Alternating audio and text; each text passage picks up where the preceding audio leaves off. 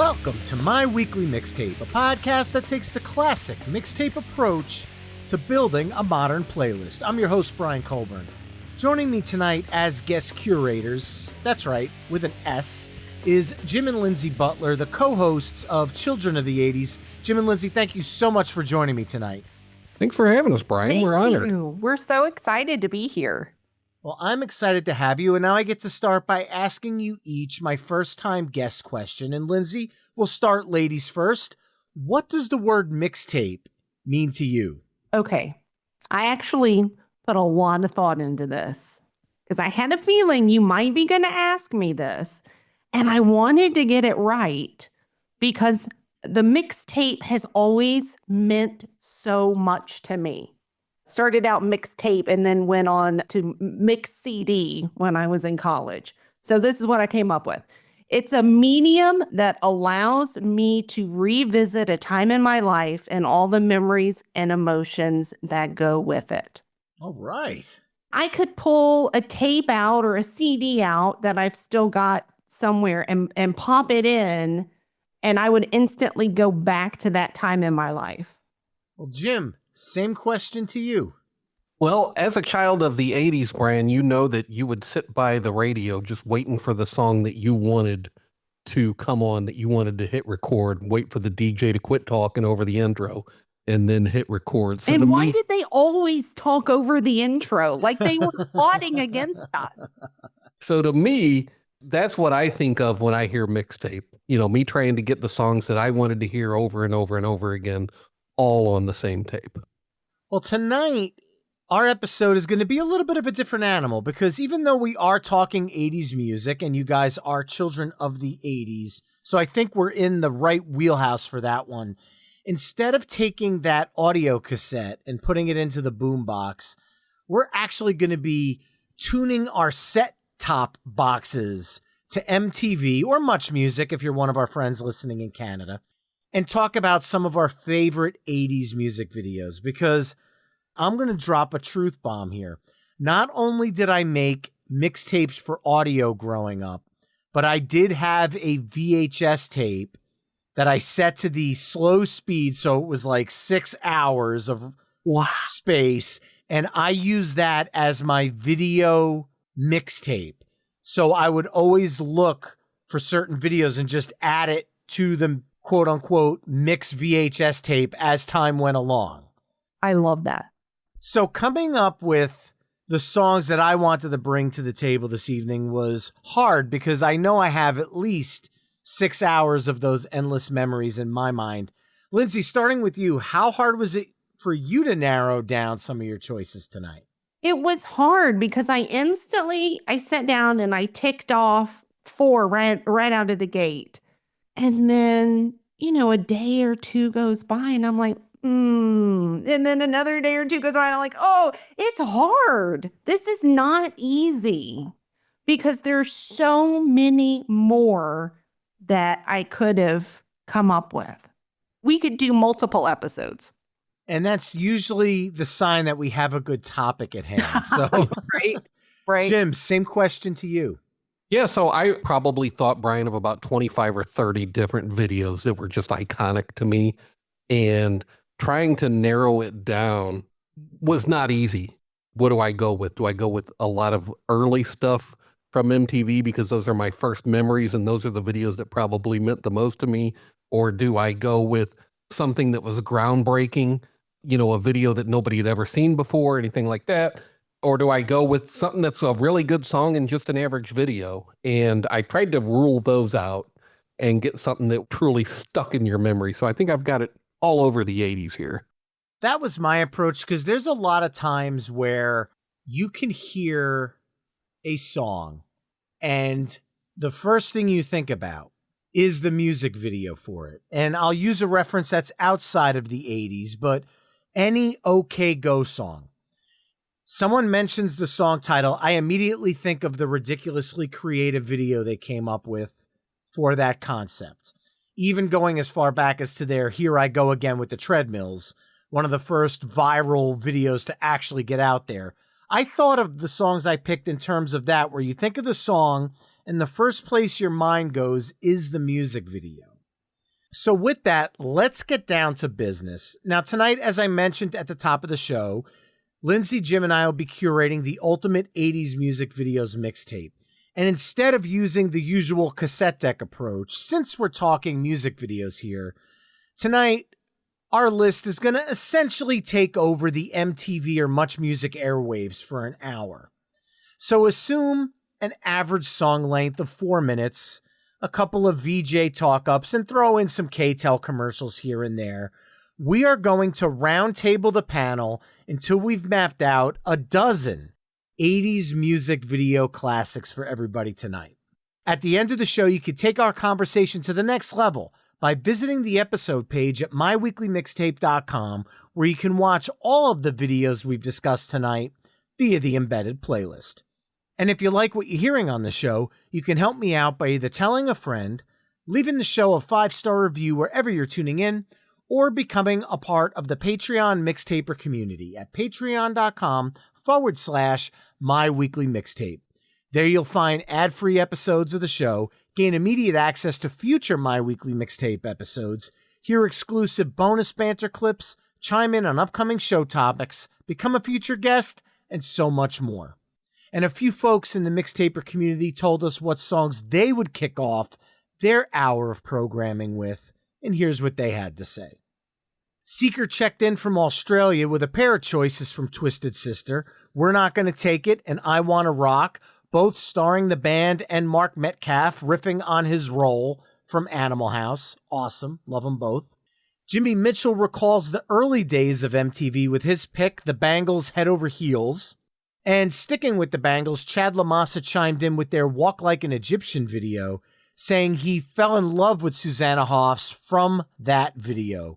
And believe it or not, there's actually a meme about the Walk Like an Egyptian video, which is just a still frame of her looking off camera slightly. And it reads, every guy over 45 knows this part of the video by heart. And I have to say, that's a pretty damn accurate meme. I would agree.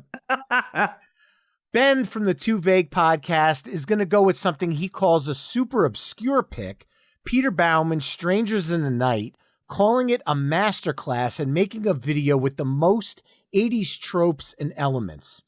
Brandon from Virginia chimed in with Billy Squires' Rock Me Tonight, calling it the video that completely destroyed his career trajectory. So I think he went with more of the infamous video choice here. And finally, Sean Goff promises that he's not pandering to the My Weekly Mixtape host, but the first song that he couldn't wait to see the video play again, while also loving the song, was Tom Petty and the Heartbreakers' Don't Come Around Here No More. A video that's so good, I don't consider it pandering in the slightest, though I'm a bit biased being the host, so I digress. Once again, if you'd like to chime in for future My Weekly Mixtape episodes, join the Mixtaper community at patreon.com/myweeklymixtape. And now, Lindsay, with all of those choices out in the atmosphere, what video are you kicking off our hour-long MTV block with? Right out of the gate, I got to go with a strong one. Simply Irresistible, Robert Palmer. Nice. When you say 80s, one of the first things that I think about 80s music videos, I think about those female backup dancers and his backup musicians and their little dresses that they're wearing and their quirky little funky little dance that they're doing. That with his, I'm trying to think, I can't think of a word other than sexiness. Sorry, in his suit. It's the perfect combo. It is one of the iconic videos. I feel like what he did was he went out and he got a bunch of fembots and he dressed them up all the same with the same hair, the same makeup and everything. And they're all dancing, close together. And the video switches back and forth between him singing and then all the ladies there, all the models that he has there. And so her picking that is a good way to start out the show. But don't you think that in total, that video cost like $100 to make? And considering it got 6.6 million streams on YouTube as of this recording, I think it's safe to say it's made its money back. Yeah. Oh, yeah. I've always felt like somebody at the label or Robert Palmer's management said, look, we love the concept to the Addicted to Love video.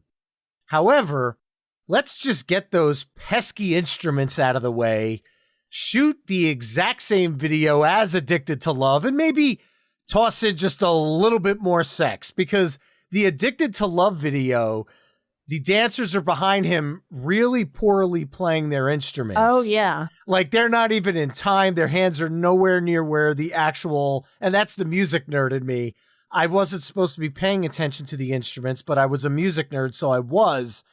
Then when 1988's Heavy Nova came out and I was 11, and then they took away the instruments, basically my jaw was just smack on the ground watching the video, because it just kind of oozed that sexiness that was like, what am I watching? And they don't even try to hide it. The chest shots and the butt shots, I mean, they are not trying to be subtle at all with what they're No, showing. and one thing about 80s music videos, sex sells. Yep, absolutely. The song reached number 2 on the US Billboard Hot 100, number 1 on the Australia ARIA chart, number 44 on the UK singles chart, number 57 in West Germany, and number 6 in New Zealand. And it won the Grammy Award for Best Male Rock Vocal Performance that year. Love the pick. It's actually a top 3 Robert Palmer song for me, probably along with Addicted to Love and Sneakin' Sally Through the Alley. I think those 3 maybe. There might be another one that might push Addicted to Love in and out. But then again, you got Weird Al's Addicted to Spuds, so that one has to stay in. Anyway, I'm going off topic. Jim, what are you following up Simply Irresistible with? So I mentioned earlier that I like the early and I like the weird. So I'm going to go back to 1983, and I am going to choose Men Without Hats, the safety dance. Oh, It's just the strangest video. It makes zero sense, right? You've got a guy dressed up in old Dark Ages kind of garb. He is traveling with a little person that's almost dressed up kind of like a jester. They're walking through this field. They see some strange, crazy lady who's dancing around for no reason, and they all decide to start following her as they go through a town, and it's almost like they're in like a Renaissance fair type thing. It makes zero sense with the song at all, but it's hilarious to me, and it cracks me up, and it's one of those early MTV memories for me. Who's on acid here? Like whoever came up with this was on some kind of an acid trip, because there's no other way to explain what's going on. this was one of those videos that just became synonymous with MTV. They could pretty much throw anything at the wall, and it could be spaghetti and ice cream and everything else. Whatever sticks becomes part of, and there were a lot of music videos that did that. It was just like, what the hell am I watching? But from a music perspective, I feel like the Safety Dance and the Human League's Don't You Want Me were both pivotal parts of my synth pop introduction in the 80s. So from a song perspective, I feel it's extremely important. It's from 1982's Rhythm of Youth, and the video currently has 6.1 million streams on YouTube as of this recording. It reached number 3 on the US Billboard Hot 100, number 11 on the Canada's Top Singles chart, and was a top 10 hit in the UK, Australia, Switzerland, Ireland, Norway, Sweden, and New Zealand, and was a number 1 hit in Denmark, Portugal, and South Africa. So worldwide smash here, video or not. But most importantly, in 1984, Weird Al parodied the song as the Brady Bunch on the In 3D album. So I think if it's gotten Weird Al's stamp of approval, because when you talk about 80s music videos, like the three of us discussed on your episode celebrating Weird Al, it's in the back of my head with every song pick tonight. Oh, wow. Yeah, I didn't even put that together when I chose that, but that's a good point, Brian. All right. Well, to follow that up, when I think of iconic music videos of the 80s, this is the first one that comes to mind for me. And the funniest part about it that I've learned later in my nerd life is it wasn't the first music video for this song. And it wasn't the first recording of this song either. The song was originally recorded and released in the UK in 1984 and had a completely different music video.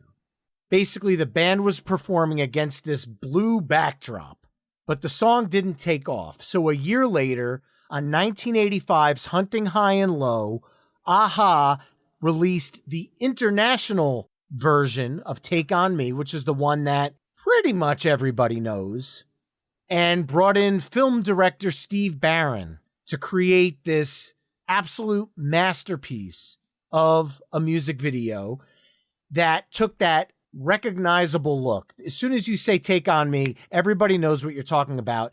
That's a technique called rotoscoping, and it combines the pencil sketch animation with the live action footage. And it took them 16 weeks to rotoscope 3,000 frames for this video. And if you want to put that into perspective, I have a filter on my Snapchat that I could take a picture of myself and in 5 seconds have the exact look from the Take On Me video. But 40 years ago, this video was on another level, and it has over 2 billion streams on YouTube alone. Reached number 1 on the US Billboard Hot 100, as well as hitting that top spot in 11 other countries. And then because we're talking about the song, I have to point out the incredible version of Take On Me that the band released in 2017. There was an MTV Unplugged performance, and they did a version of this song. If you haven't heard it, please, please, please check it out. It's absolutely brilliant. They slow it down to a ballad, and it pulls on your heartstrings like you didn't think could possibly happen with Take On Me. And then obviously my ska punk fan has to come out. In the 90s, Real Big Fish's amazing ska punk cover of Take On Me has to be talked about tonight. But we're not here talking about 90s ska. We're talking about the music video. And as a kid, this hypnotized me over and over and over again. It was one of the first videos I had on that VHS tape. So you sniped me on this one because this was definitely one of the ones that I had that I wanted to include. So I'm glad that you've chosen it. I think of a-ha's Take On Me as one of the most iconic, if not the most iconic video of the 80s. As I was going through preparing for this, trying to figure out how am I going to narrow my list down, I was watching, like I said, I watched 25 or 30 videos trying to narrow this down. And I had forgotten about the part about how they come back out of the drawing and he's banging his head against the wall and trying to figure it out. And she looks so worried. I had completely forgotten about that. So just going through, trying to just narrow it down and watching videos was a lot of fun for me leading up to this. So glad you picked that. And now I guess I got to pivot and go someplace else with my next pick. So to me, the 80s, it was all about making music videos that really had nothing to do with the words to the song. So this one kind of bothers me a little bit. And the fact that what's going on with the woman in the diner and she goes into the magazine and she falls in love, that has nothing really to do with the music. So I had a hard time like getting on board with it, but I know it's iconic. I will accept it for that. But I have one question. What do the race car drivers have to do with anything? I mean, I'm going to answer this from 7-year-old Brian and say race cars are awesome. Okay. I'll give it to you. All right, Lindsay. Well, with that, we are back to you now for track 4. Okay. Really, this was easy for me. I didn't have to think at all about this one. Girls Just Want to Have Fun, Cyndi Lauper. And one of the reasons, I love Cyndi Lauper, but one of the reasons I picked this was I love the crossover between Cyndi Lauper and professional wrestling. Yes. And the fact that Lou Albano is in this video and plays her dad, it's a perfect music video. This is the start of the MTV Rock and Wrestling connection, Brian. I know you're a wrestling fan from the 80s as well. And so her getting Lou Albano, I believe, and you probably know the story better than I do, but I believe they were on a plane ride together and just started talking and became friends. And she invited him to be on the video. And then he invited her into his world, and that started to grow Vince McMahon's empire because now all of a sudden he had a lot more eyes on his product as they're airing essentially pay-per-views on MTV hosted by Alan Hunter. And this video started all of that and really exploded WWF professional wrestling. At the time, yeah, definitely. WWF. I will recommend, if you have Netflix, the McMahon documentary that is on there. They actually cover this for a lot in the first episode. And without Cyndi Lauper, you might not have the WWE you have today. So it's an important part if you're a wrestling fan, believe it or not. But from 1983's She's So Unusual, it reached number 2 on the US Billboard Hot 100, but hit number 1 in Canada, Australia, and 8 other countries. The video currently has over 1.5 billion streams on YouTube, and we may or may not have included it in episode 104, the Ultimate Feel Good Songs playlist with my good friend Jay Sweet, because, you know, this song kind of just makes you feel good. Indeed. It's a fun song. Amen to that.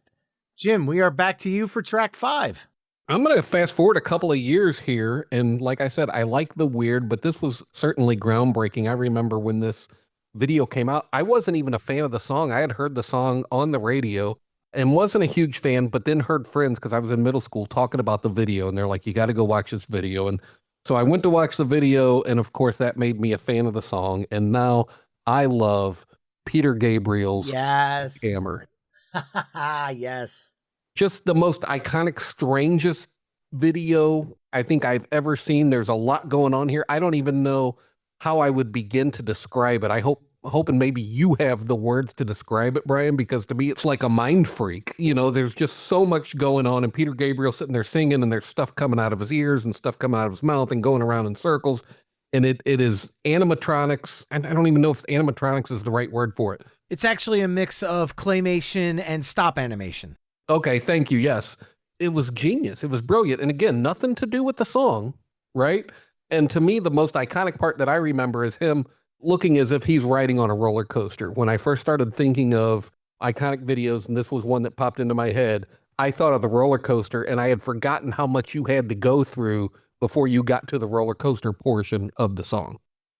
So I love Peter Gabriel. I like this song. I don't like this video. Whoa. Something about the effects that it like hurts my eyes. I can't focus on it. And I can't even really put it into words, but I can't stare at the screen and watch it. So, but it's such an odd video. Again, I wonder, what were they thinking when they were like, let's make a raw chicken dance? What were they thinking? I don't know.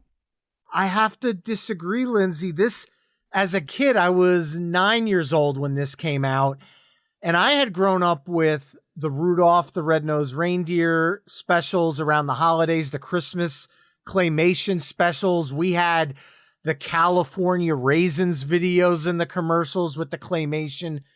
So claymation, I always thought was really cool. This was the first time I saw it done in a rock aspect. Mm-hmm.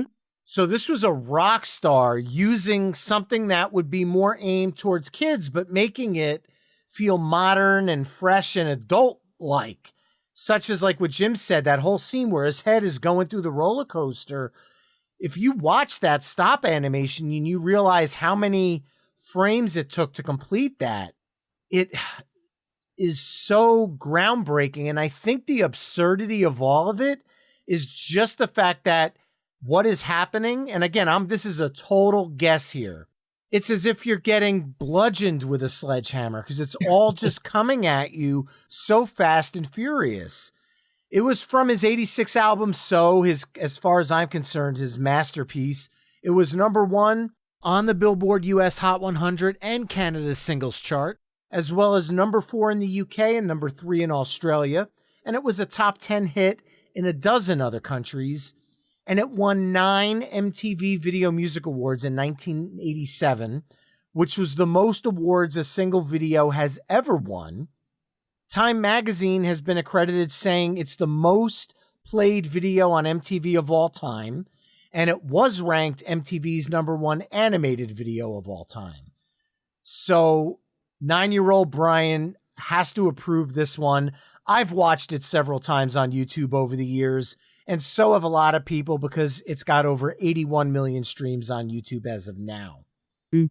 So along with the Aha video, Sledgehammer was on my VHS tape. And because it was one of the videos I watched the most, I have to follow this up exactly as it happened on that VHS tape.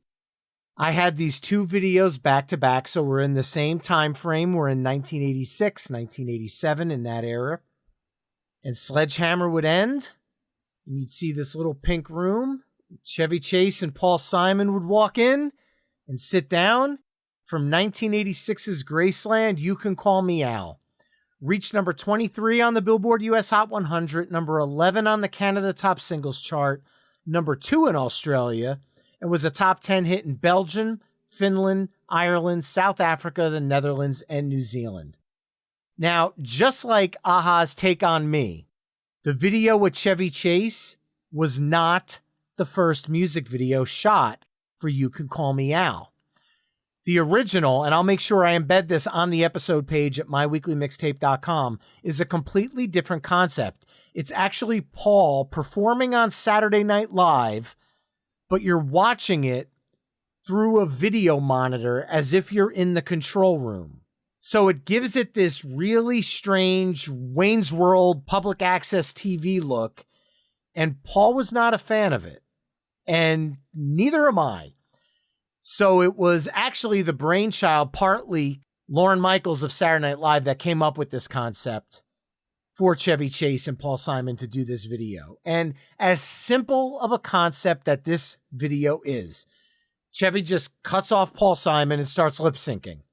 Paul looks at him surprised, walks off camera. He kind of sits back down for the chorus and just twiddles his thumbs, singing the "If You'll Be My Bodyguard," the background vocals. It was just a silly, fun video. The choreographed dance at the end, warts and all. It just works. It's fun. It's light. It's simple, but it's something you always remember. And as of right now, the video has 135 million streams on YouTube. So hopefully I'm not the only one that likes this track. You are not. I like this too. This was such a simple video. Like you said, the camera's it's just a one-shot deal, right? The camera just sits there. There's maybe a couple of cuts in the video. So I'm guessing it was a couple of cameras set up and they just shot it. Yeah, and it's genius to have Chevy lip syncing all of Paul's parts and then Paul kind of fiddling around outside and coming back in with different instruments and just lip sync in the background. I think it's genius. It's so simple to me that it's genius. And that's why I went with it, because of the fact that a lot of the videos, they kept trying to go for bigger and more and bolder. And sometimes the ones that you remember are just like, hey, that was creative and fun. And at this time, Chevy Chase could do no wrong. So this was like a big deal in the mid-'80s. So this one was going to be on my list. So a little irritated with you that you beat me to it, but I don't blame you for doing that. Yeah, you guys, you've already said it, like the simplicity of it. I'm a huge Chevy Chase fan. So of course I love that he's in the video. I love that he's lip syncing. The one thing that always cracks me up is that a piccolo that Paul Simon comes out and plays a piccolo. Like, look, it's perfect for him. The size difference between Paul Simon and Chevy Chase, and he's got his little piccolo. I love it. It's perfect. Well, with that, Lindsay, we are about to start the second half of our hour of MTV music videos. And my apologies for scooping you on Paul Simon, but I'm throwing it back to you for the next pick. So this is a song where I always do think of the video first. So if I ever hear the song, the video and what plays in the video is what comes to mind. And that is "We Didn't Start the Fire" by Billy Joel. I love the fact that we go back and forth between the different scenes that are going on in a kitchen through different eras of time. And he's always in the background, kind of hanging out, sort of observing what's going on. And then we always did flash over to just the simplicity of him, sitting at that table with his sunglasses on. And then, just the really powerful pictures in the background that are flashing across the screen. It's probably, you guys might kick me off the podcast when I say this, but it might be the first Billy Joel song that I learned as a little kid. It doesn't matter when you got introduced. As long just as that you got introduced. Yeah. And so, of course, little Linz couldn't even comprehend really probably the ultimate meaning to this song, but it was different. And I had never heard anything quite like it. And it definitely got my attention. All right. So Billy Joel had just some iconic videos in the 80s, right? Uptown Girl, Pressure, this. Billy Joel, Tom Petty, and then somebody else that I think I'm going to pick next are like my 3 favorite artists of all time. And so I love this video. I love the fact that he starts out, talking in the early 50s with his references, and it's like he's in Lucy and Ricky's apartment, right? And then as he moves on through the 60s, the kitchen kind of changes and it goes looking a little bit more hippie-ish, and then into the 70s and then eventually the 80s. And essentially the song's about, it's a history lesson, but it's also about things just keep going on, right? And human nature doesn't change. And so we can't stop it, right? We can't put out the fire. And so the video's phenomenal, but to me, the song's even better. I cannot believe the 2 songs that you rattled off when you were talking about Billy Joel videos, because I actually had 2 Billy Joel videos in my list, and they were Uptown Girl and Pressure, because those are the first 2, but I'm showing my age because We Didn't Start the Fire was towards the latter half of the decade. Still love the video, but when I think 80s, We Didn't Start the Fire is so close to the end of the decade that sometimes I even equate it to early 90s, because 89 and 90 to me is 1 2-year block. That's the one blind spot I have on music. And it was probably my most developmental year in music, where I was choosing my musical path. And there are some albums I'm like, that was 89. I look, nope, that was 90. That was 90. Nope, that was 89. Stormfront was one of those. We had to learn every lyric to this song in 7th grade, and we had to do a test on this song. So there's a little bit of PTSD from that lesson, but I do respect the song now. When I hear it, though, sometimes I kind of go, oh, God, did I get that one right? It kind of comes back to me. But it reached number 1 on the U.S. Billboard Hot 100, number 2 on the Canada Top Singles Chart, number 7 on the U.K. Singles Chart, number 2 on the Australia ARIA charts, and was a top 10 hit in West Germany, Australia, Belgium, Ireland, Switzerland, and New Zealand. The video has over 184 million streams on YouTube. And on episode 15, the Ultimate Billy Joel Playlist, I was blessed enough to have Liberty DeVito, longtime Billy Joel drummer, who played on We Didn't Start the Fire. Well, he played on everything from Turnstiles all the way up through the River of Dreams. And we curate the ultimate 20-song Billy Joel playlist. So love the pick, love the song, love the video. And now I am throwing it to Jim to follow that up. All right. Well, I've got to pivot away from Billy Joel now, and I'm going to go with my other favorite artist from the 80s after Tom Petty and Billy Joel, and that is Huey Lewis in the News. Nice. I am doing it all for my baby. Oh, okay.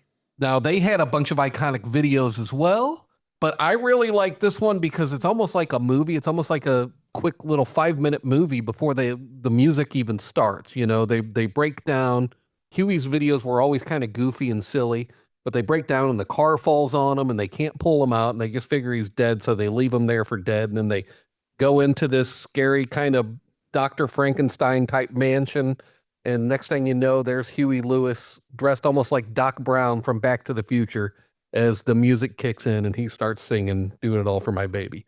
I think it's just a video that a lot of people maybe forget about, but it's just so Huey. It's just so Huey Lewis in the News. You know, they just like to have fun. They didn't take anything seriously. And the video to me is iconic. I love that the van, well, I don't love that the van falls on Huey, but I think it's funny that the van falls on Huey and the band's like, we want to go get something to eat. Let's go. And they leave him. But then also the funny part is someone comes along later and they have a handsaw and they try to first they try to move the van to get him out and then they try to saw his legs off. I mean, just the absurdity. It just makes me laugh. And I love Huey Lewis. So great video. I have to agree. This was when, in 1986, they were working off of sports money. So this is where the video concepts, they were allowed to spend a little bit more because they were a proven entity. Because of the fact that they were so iconic because of videos like If This Is It, that was the one that was in my list, where their heads are sticking up out of the sand. Not to be a promo whore for older episodes, but Bill Gibson, drummer for Huey Lewis and the News, was my guest on episode 23, where we crafted the ultimate Huey Lewis and the News playlist. And I actually got to talk to him about shooting some of their iconic videos. So really cool story in that one. The video currently has over 3 million streams on YouTube, and I'm talking about Doing It All for My Baby Again. The song reached number 6 on the Billboard US Hot 100, which I kind of thought was interesting, Jim, because you had said it was an oft forgotten about tune, but I guess in comparison to the Hip to Be Squares, the Jacob's Ladder, the Heart of Rock and Roll, Heart of Soul, yes, this one kind of falls down, but it was a top 10 hit. And it hit number 30 on the Canada singles chart, number 93 in Australia. And it was a video that continued to push the musical boundaries for the band. And I'll be honest, they're one of my favorites of the 80s as well. Jim, I feel like you and I are kind of like musical kindred spirits here because we are kind of on the same page with some of these. Absolutely. Love Huey, all his videos, but this one is the one that sticks out to me the most. Well, I'm going to go back to my VHS mixtape for this one. And this was one of those songs where I found a song that I liked. I recorded the video. I showed it to my father.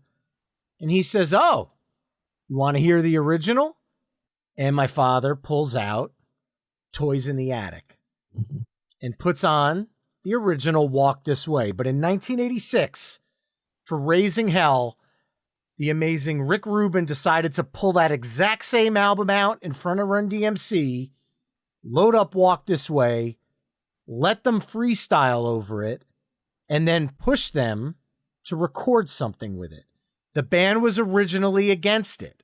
Run-DMC was not in on this song at first. They brought in Joe Perry, who recorded the guitar and bass. They brought in Steven Tyler to do the vocals.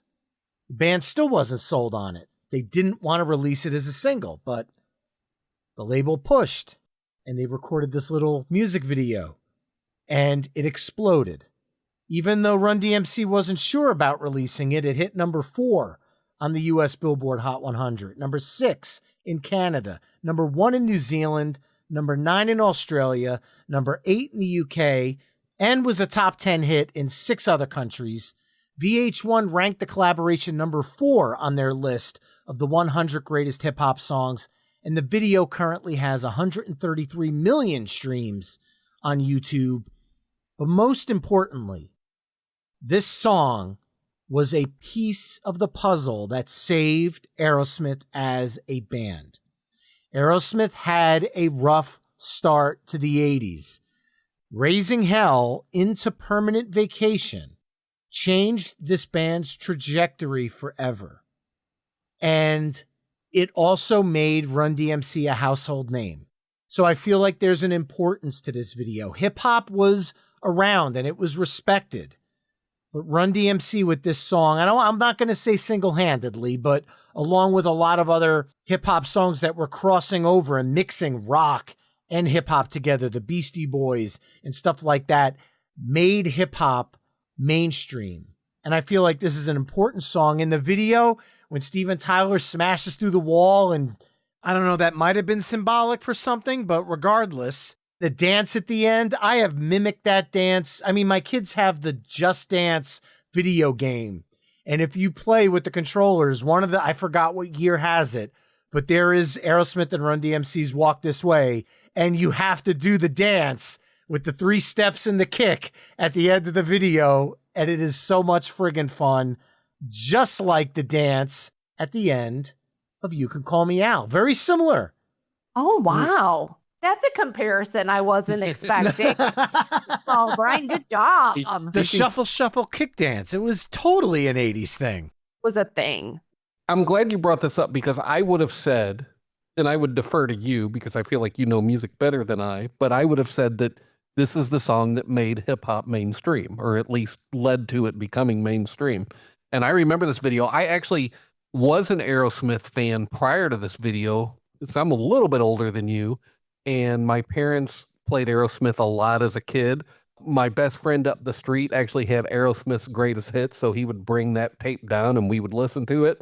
And so I knew Walk This Way before I ever knew who Run-DMC was. But when you listen to just Walk This Way, it's the perfect song to turn into rap because he's almost kind of rapping as he goes because he's spitting out the lyrics so fast. And so I thought it was genius to put those two together. But like you said, this saved Aerosmith's career, and it was a really cool video.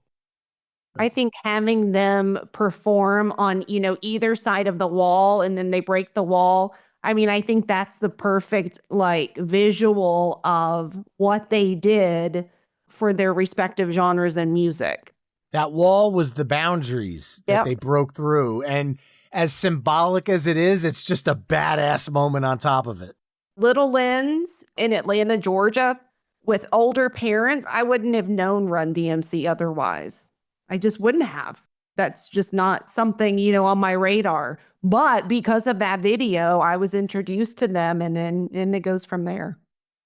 All right. Well, with that, we are back to you to follow up with your last choice of the evening. What do you got?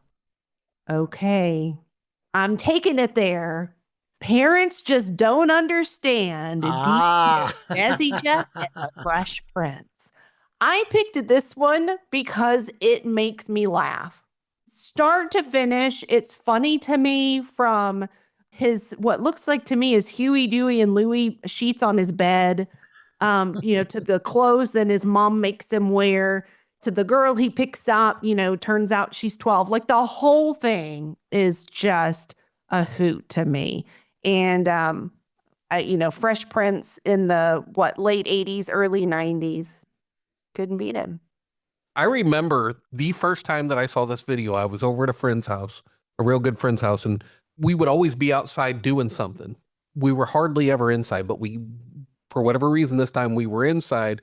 We turn on MTV, and this video's on. And I'm like, what is this? And to me, this was the first, even though we had Run-DMC, we had the Beastie Boys. I hadn't started listening to NWA yet, but this was the first rapper to actually speak to me as a kid, right? He's talking about how parents just don't understand. He's talking about how your parents embarrass you because they go buy you clothes that you don't want to wear to school. Most of the time it's for monetary reasons, right? And that's what it seemed like with his parents. And so to me, I could totally relate. I thought the graffiti and the artwork on the wall was really cool. Just very simple, just white walls with artwork on it. I thought that was really cool. Him deciding to take his parents' Porsche out while they're out of town, right? Even though he's not 16 or he doesn't have a license yet. We can all relate to just kids just making stupid decisions, especially as teenage boys. I feel like we get dumber before we get smarter as we go through life. But yeah, it's an iconic video for the late 80s. Oh, by all means. That backdrop that he has with all the graffiti on it, so colorful. And they shot several different videos using that. The Girls Ain't Nothing But Trouble video used some of it. Even the Fresh Prince of Bel-Air is in that for a moment. There was even not a music video, but a commercial. Remember when artists used to do 1-900 numbers? They had 1-900-909-Jeff, and it was a hip hop song. And you could call that number, and the commercial was filmed on that set. So it was almost like their lair at the time. But I'll make sure I embed that commercial over on the episode page at myweeklymixtape.com so you could check that one out. But back to Parents Just Don't Understand. I loved this song, 1988's He's the DJ, I'm the Rapper. The song reached number 12 on the US Billboard Hot 100, number 28 on the Canada Top Singles Chart, number 87 in the UK, and number 49 in Australia. Won a Grammy Award for Best Rap Performance at the 1989 Grammys, and it was one of the 2 rap songs to get that award before they discontinued it. The other one, Young MC's Bust a Move. So back-to-back ones there. Another great video, actually, now that I think about it.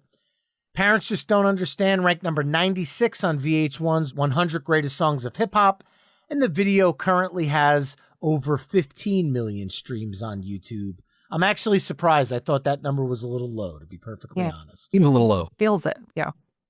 All right. Well, Jim, we are back to you now for your last pick of the night. All right, I am going to pivot away from the hip hop here and go with something a little bit heavier that would actually become even heavier on a cover in the early 2000s. And I know that's one of your favorites, Brian, because I think we've talked about it over X or Twitter or Facebook or something. And I am going to go with the video that I always think of with puppets, and that is Genesis Land of Confusion. Nice. This video sends me to a land of confusion. So it wasn't just a clever title. Yeah, right? You got the puppets of, what you can only assume to be Ronald Reagan and Nancy Reagan at the beginning, and then I love the Phil Collins puppet. I mean, you talk about just like when people draw caricatures of people, that's what these puppets were like, right? They were drawing caricatures of people. I love the Phil Collins puppet. There's a whole lot of famous people in there. It was going by so fast when I was watching this, trying to narrow stuff down that I can't even remember all the famous people there, but I believe I saw Margaret Thatcher. But the Phil Collins puppet and the Ronald Reagan puppet, to me, are the 2 that stick out the most. Puppets when you're talking about Phil Collins, because if you watch the band performance video, Phil Collins is in front of the microphone singing, but if you look very carefully in the background, he pops up on drums and just kind of waves his arm around and then drops back down. So there's actually 2 Phil Collins puppets on stage. That is so right. I totally forgot about that. Yeah, he's back there. He's in the background acting like Animal from the Muppets. I'm pretty sure I saw Dolly Parton in one scene. You didn't see Dolly? Well, there's that whole spoofing towards the end of the Do They Know It's Christmas and We Are the World video. Yes, so you had, I know there was a Bruce Springsteen, a Madonna, and a Michael Jackson puppet in there as well. So, I mean, if you talk about budgets, this one had to have one because those puppets were probably not cheap to make. That's what I would think. And I'm totally drawing a blank, but at the end of the video, one of you I know can help me out. The puppet that's supposed to be, I believe, Ronald Reagan, he hits a button. He was supposed to hit the button for nurse, and he hit the button for nuke. That's it. That makes me laugh every time. Yeah, that was definitely part of the Cold War era type music video stuff, but done only, I don't know if every band could have gotten away with that video, but for some reason, Genesis could. And the song is just incredible. Like you said, the Disturbed cover, 10,000 Fists album. I absolutely love it. From 1986's Invisible Touch, it reached number 4 on the Billboard US Hot 100, number 8 on the Canada Top Singles Chart, number 14 on the UK Singles Chart, number 21 in Australia, among others. And it won the short-lived Grammy Award for Best Concept Music Video, but lost the MTV Music Award to another video we talked about this evening. Lindsay, you're not going to be happy about this, but Sledgehammer. Oh. And this video currently has, again, a low number, I think, 14 million streams on YouTube. And when we say 14 million being low, we're talking about the fact that we're comparing it to the 2 billion of Take On Me. 14 million seems like pennies at that point. Exactly. All right. So I get to take us home tonight and close out the evening with a music video. And there is one music video that stuck in my mind more than any other music video from the 80s.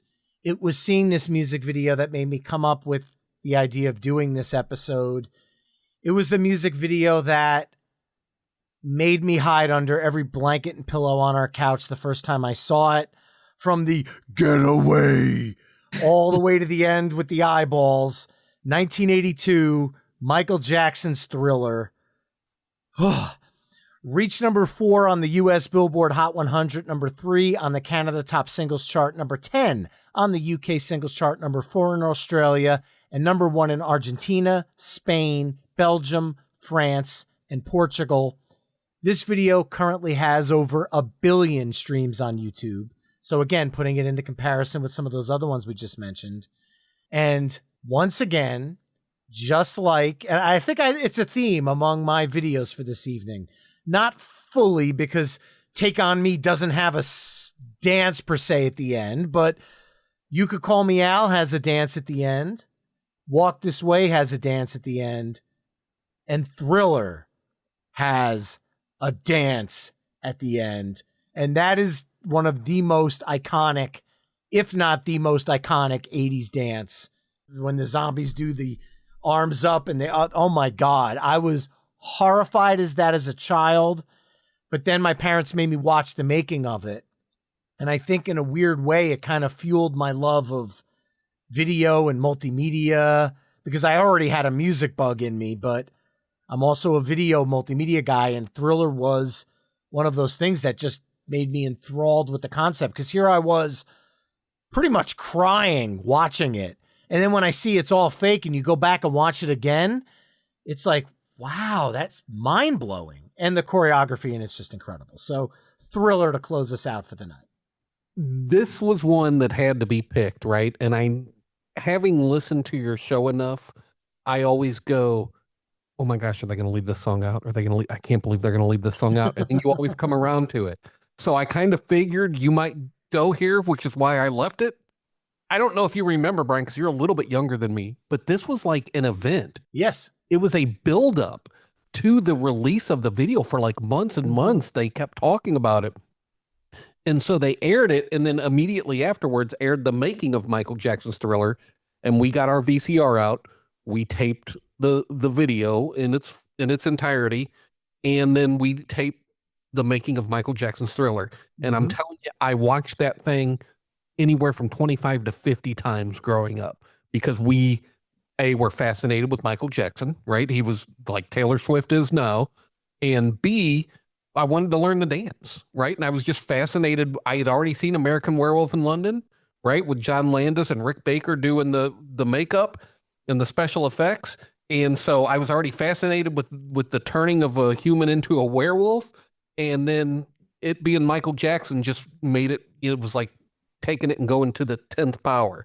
And so to me, this was an event. This was something that I watched over and over and over again. I still love the video. I could still go back and watch the making of Thriller now.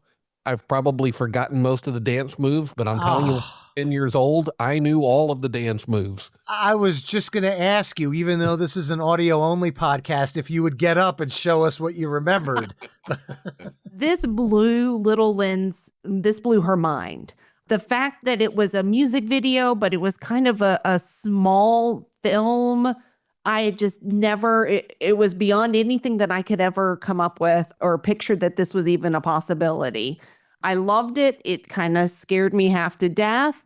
And just at the end, when I think, oh, okay, everything's okay. And then we get that last shot of his scary, creepy eyes. And that's what sticks with you as the video ends. I love it. Somebody had to pick it. And I'm so glad you did. Well, there you have it, folks. Our 1 hour block of 1980s MTV music videos, which consists of Robert Palmer's Simply Irresistible, Men Without Hats, The Safety Dance, Aha's Take On Me, Cyndi Lauper's Girls Just Want to Have Fun, Peter Gabriel's Sledgehammer, Paul Simon's You Can Call Me Al, Billy Joel's We Didn't Start the Fire, Huey Lewis in the News, Doing It All for My Baby, Aerosmith and Run-DMC's Walk This Way, DJ Jazzy Jeff and the Fresh Prince's Parents Just Don't Understand, Genesis's Land of Confusion, and Michael Jackson's Thriller. Head over to myweeklymixtape.com to see all the videos we've discussed through the video playlist embedded on the episode page. Jim and Lindsay, why don't you tell listeners a little bit about Children of the 80s and where they can connect with you both? Yeah, we're a podcast that we talk about everything that was important to us when we were kids growing up and things that we look back on now with fond memories. Even if it wasn't important to us, even if we didn't like it then, we now look back on it with fond memories because the further you get away from childhood, it seems like the more you want to go back there. So you can find us anywhere. We're on all the major platforms, Spotify, Apple, podcasts. We're at Children of the 80s. You can find us on Twitter, X, Facebook, Threads at Children of _80s. Well, Jim and Lindsay, this has been an absolute pleasure. Thank you both for joining me tonight on My Weekly Mixtape. And I look forward to doing a volume 2 on this because there are way too many songs that we have not talked about yet. Absolutely. Thank you so much for having us. It's been a real honor.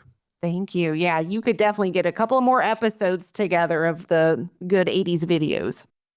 Well, remember, you can find My Weekly Mixtape on almost all the social media haunts at My Weekly Mixtape. You can also head to myweeklymixtape.com to check out the full catalog of My Weekly Mixtape episodes. And if you like what you're hearing on the show, you can help me out by either telling a friend, leaving the show a 5-star review wherever you're tuning in, or becoming a Patreon mixtaper at patreon.com/My Weekly Mixtape. There you can find ad-free episodes of the show, get early access to future My Weekly Mixtape episodes, chime in on upcoming topics, become a future guest, and so much more. Once again, that's patreon.com/My Weekly Mixtape. That's all for this week. Thanks again for listening, and until next time, enjoy the tunes as well as the music videos that go along with them. See you next time.